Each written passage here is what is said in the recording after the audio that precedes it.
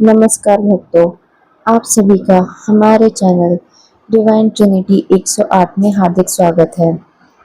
आज हम आपको एक ऐसे दिव्य और पावन पर्व की कथा सुनाने जा रहे हैं, जिसका महत्व केवल एक दिन तक सीमित नहीं है, बल्कि जिसका प्रभाव जीवन भर और उससे भी आगे तक रहता है।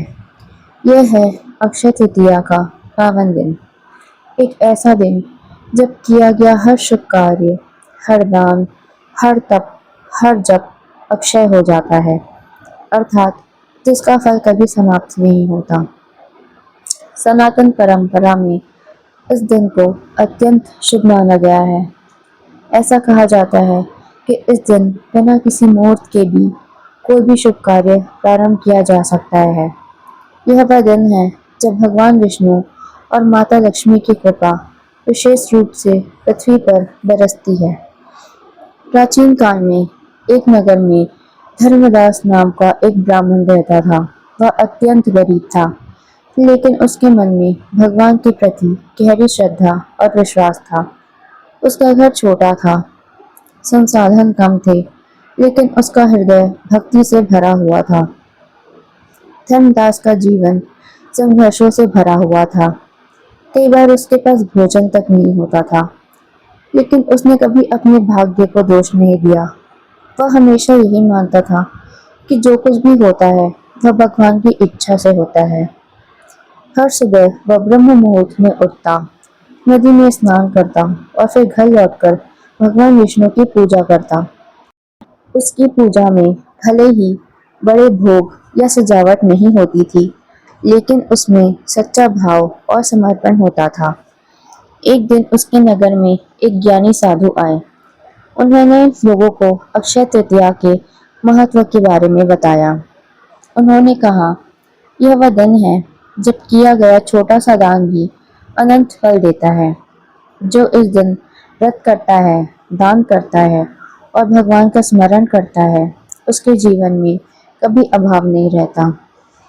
यह सुनकर धर्मदास के मन में एक नई आशा जगी।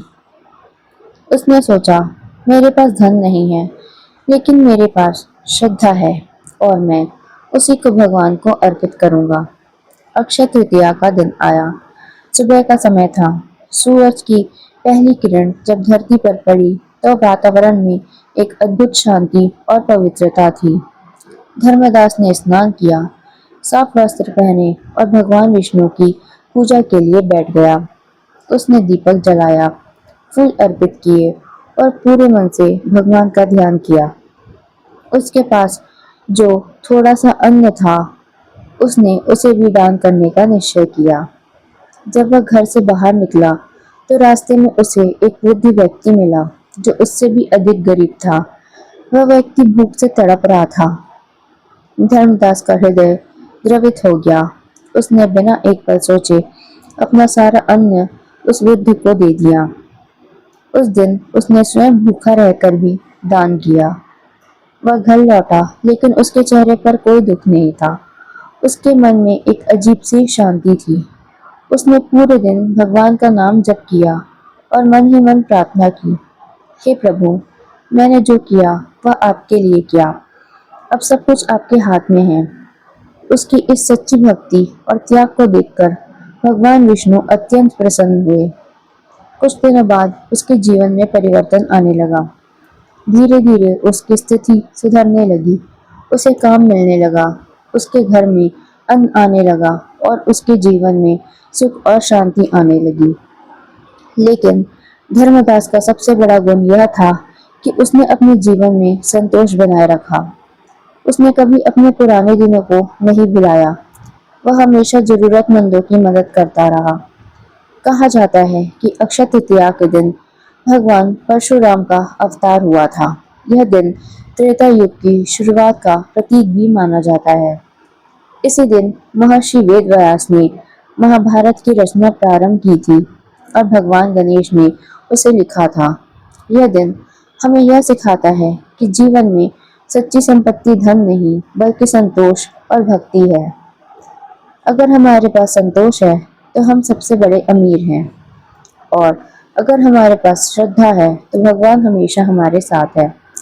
इस दिन किया गया छोटा सा दान भी अनंत फल देता है, क्योंकि उसमें हमारे भाव जुड़ जाते हैं।